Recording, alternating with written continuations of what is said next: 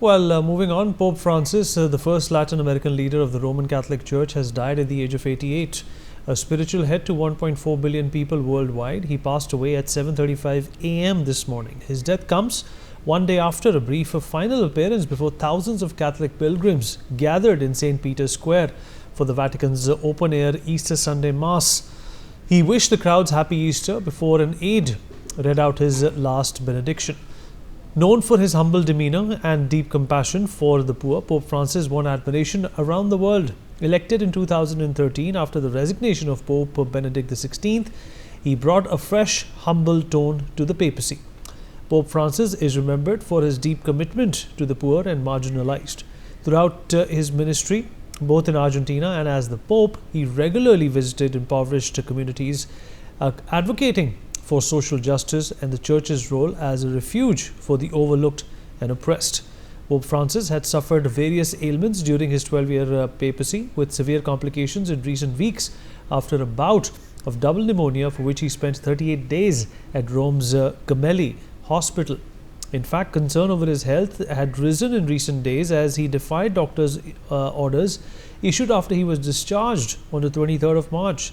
His death will now lead to a process to find a new spiritual leader of the world's 1.4 billion Catholics. We'll talk about this with our guests, Dr. Michael Gonzalez, writer and senior journalist, with us on the show. Father Stanley Kozichira, president of the Cygnus Asia Archdiocese of Delhi, is also with us on the show. Mr. Savia Rodriguez, founder and editor-in-chief of Goa Chronicles, is also joining us on the broadcast. Thank you, gentlemen, for being a part of this conversation. Dr. Gonzalez, I'll begin with you, sir. I hope you can hear me.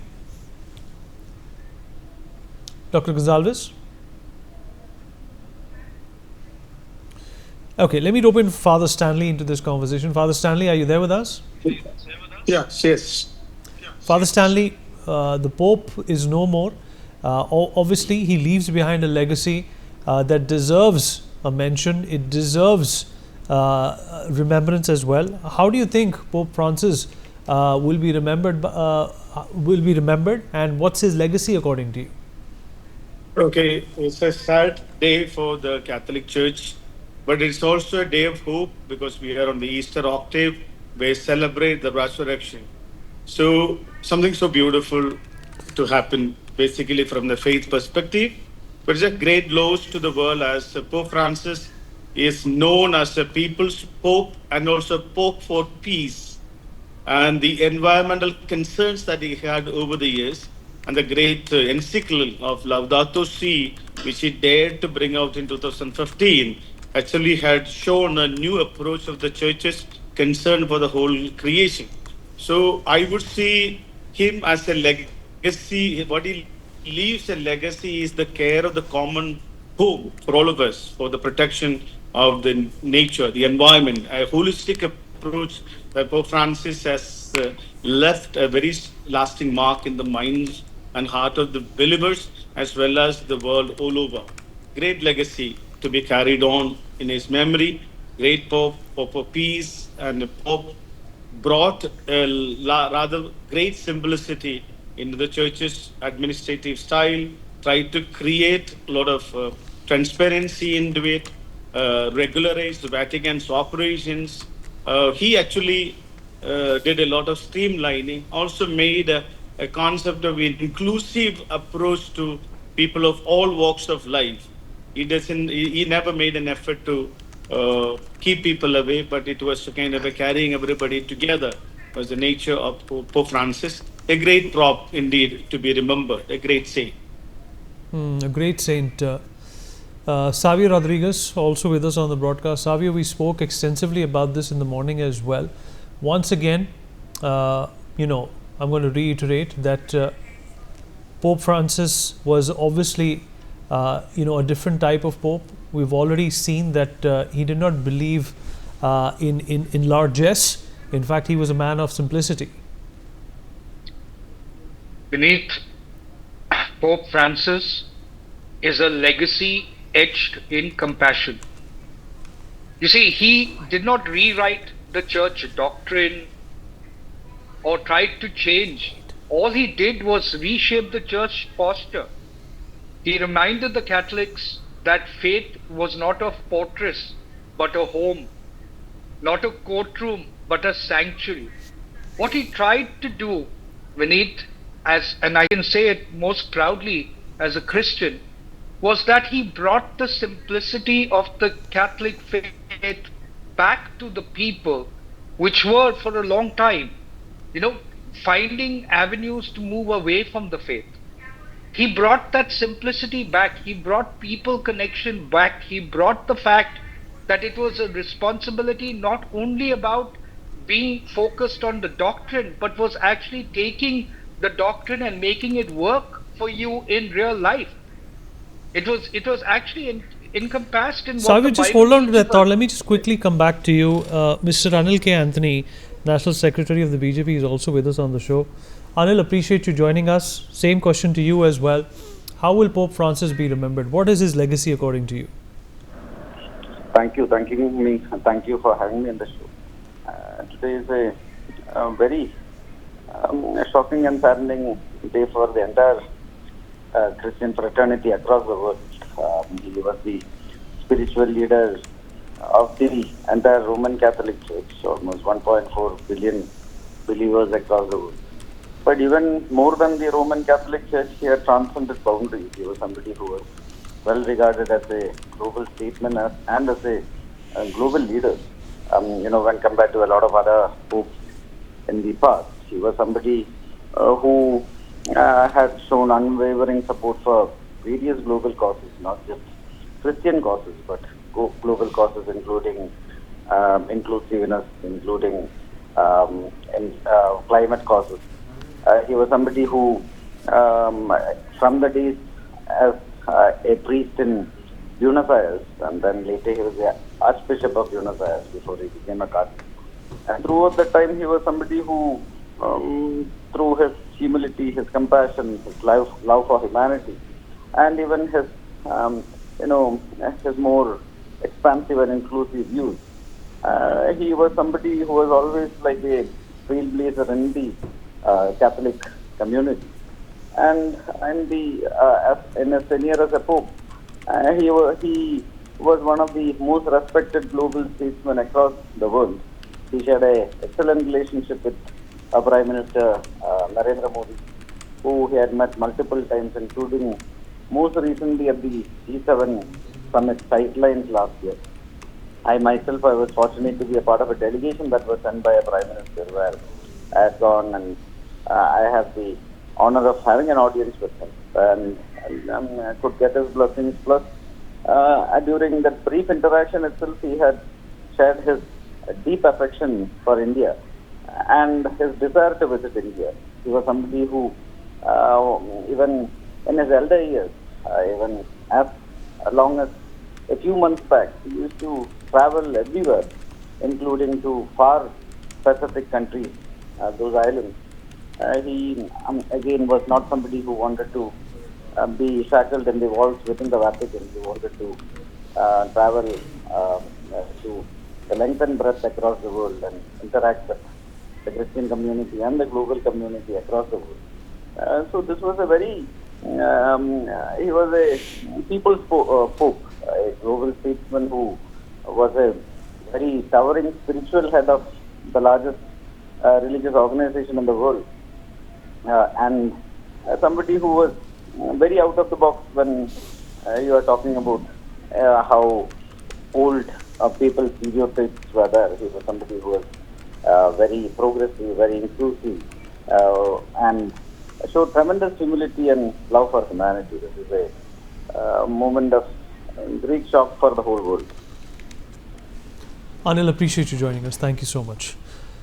Savia, apologies for that. Please continue where you left off. Savia. Like I was saying, Vineet, Christians, Catholics, and people around the world are deeply mourning the demise of Pope Francis, who was primarily a peacemaker. He was somebody who believed not in the concept that we have to be governed by the strictures of the doctrine or anything. He believed that the true merit of Christianity The teachings of Jesus had a lot more to do with action, an ability to go out and reach out to the people, the poorest of the poor, to resolve conflict, to take care of the environment, to understand the importance of the creation of God. These were the hallmarks of Pope Francis, because he came from humble beginnings. You need to understand Pope Francis's rise as one of the first Latin American cardinals to become a pope, and what all he went through, the transformations that happened in his life, what led him to his vocation as a priest, what drove him, the compassion that drove him to resolve conflicts, to fight for justice, to be able to bring the Catholic congregation and the rest of the world together as a peacemaker. He was, in true sense, a peacemaker. That's what most Christians are called to do, to be peacemakers, to be able to reach out to people and resolve conflict, bring peace in times of conflict. Look at the stand he had taken as far as the numerous allegations of sexual abuse within the Catholic Church. He had the courage and conviction to come out and say, okay, this is a problem, and I'm going to ensure that the Catholic Church as an institution deals with it. That took courage. That took complete sense of responsibility.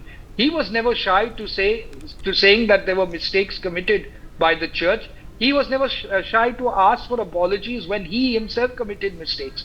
That humility, in fact, if you understand why he took the name Francis, actually comes from the fact that he was a major devotee of Saint Francis of Assisi, who was one of the saints that actually showed the true meaning of compassion and humility and simplicity in the Christian faith. He actually lived that kind of life, and that was the life Pope Francis was living and talking about and trying to reach out to the people.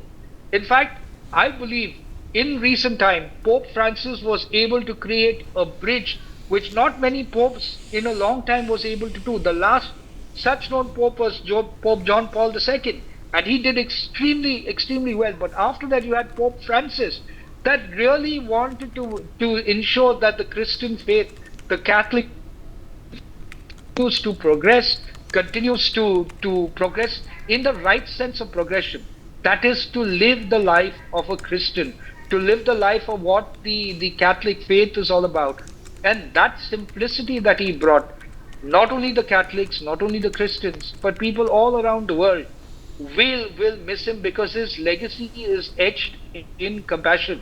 His legacy is etched in moving away from doctrine and realizing that what you learn in doctrine and in rituals has to be practiced in real life with the compassion you show to people in your day-to-day life. And that was the beauty of Pope Francis. He was an extraordinary man. He was a learned man, but with all that knowledge and all that position, he took the responsibility of being a pope in difficult times, in trying times, where the world continued to remain in conflict. And even in that conflicting times, he came out as a beacon of hope and a light that was there at the end of the tunnel, so that people could believe that we could, see peace. We could work towards peace. It's a pursuit.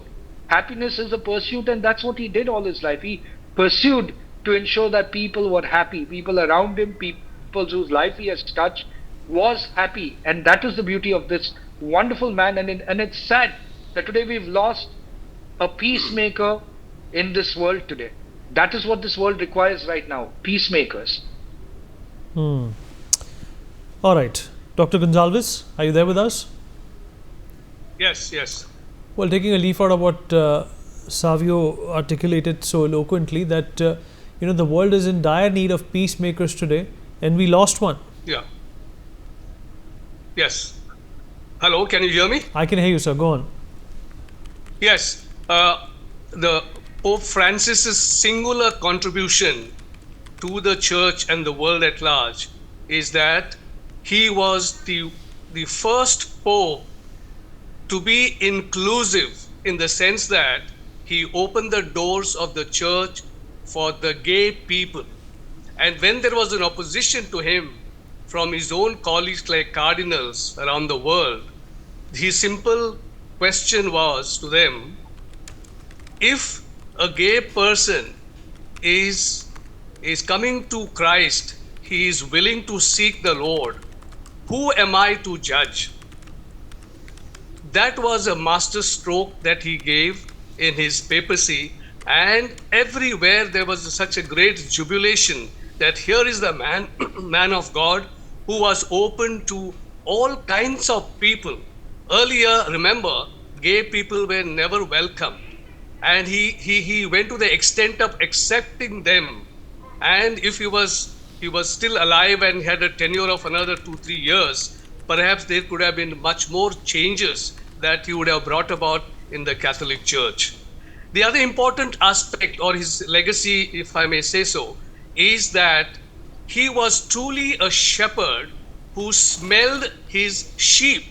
He categorically told the cardinals and the bishops that he would like them as shepherds to smell the sheep and not be airport bishops who travel around the world, which means he wanted that the shepherds, that his own bishops the world over, should be so involved with their own people and go to their homes, go to their families and find out their problems, be with them. That is the leadership that he gave. And he was never judgmental. One thing strikes most about his papacy is that he was never a judgmental pope. He always forgave people. He told to understand them.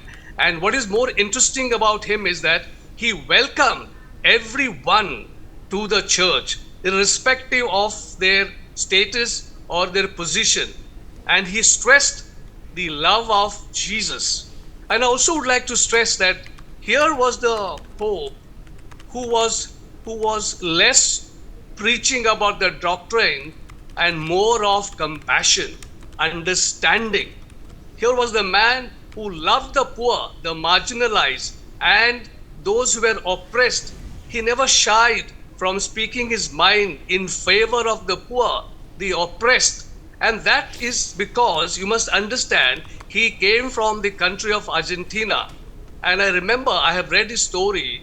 Before he became the Pope, you will be surprised to note that as a provincial, he's a Jesuit, and when he was a provincial, he was accused of many things. And when his term got over, do you know that he was shunted to a very remote area in Argentina, where his own confreres would not even sit to eat with him. He was not even allowed to hear confession or say the public mass for the people. He was left alone in his own room. And once, when a journalist asked him, "What do you think about your life in the past?" And do you know what did he say? He did not regret that. He said that was a period of preparation for him. And that is why today we can appreciate the legacies that he has left behind, because he himself suffered a lot of misunderstanding from his own superiors, from his own bosses. And when he became the Pope, here was the man who could take everybody along and love them and be with them and give them the hope that we all need so much. You're absolutely right, sir. Let's also shed some light once again, Father Stanley, on what's next for the world in terms of the importance of the Pope. Do you think that this is a figure, regardless of any political stature or seat or office, will always remain pertinent when it comes to world affairs? For sure, because Pope Francis is the 263 Pope that we had in the legacy. So every time God provides a person who will definitely deal into the situation, he will rise according to the situation. So there is always hope. Christians are people of hope. And this is also the Easter week where we celebrate the hope again. So there is absolutely no doubt that God will bring a person who would actually carry the legacy forward in this troubled situation of the world, for sure. They will continue to carry on, maybe more inclusive aspect, that Pope Francis has begun. The latest also Latatre letter in encyclical is insisting on people to reach out to the marginalized. So this is an important office in the Catholic Church, and the world looks at it. And God will definitely have a person of that stature to carry it forward in the years to come. Now, the Vatican website says Sina Sede Vacante. So there is no more Pope, no more, the seat is vacant. So we'll have to wait for the funeral to be over, 4 to 6 days. You'll have to wait for another 15 days for the conclave to happen. So till then, it's a kind of the vacancy of the head is there missing. Otherwise, we will wait and hope that God has a greater plan always in the church. Yeah. All right. All right. On that note, we are dipping into a short break. Appreciate everybody who joined us and filled in on this important bit of news coming in. We'll be back.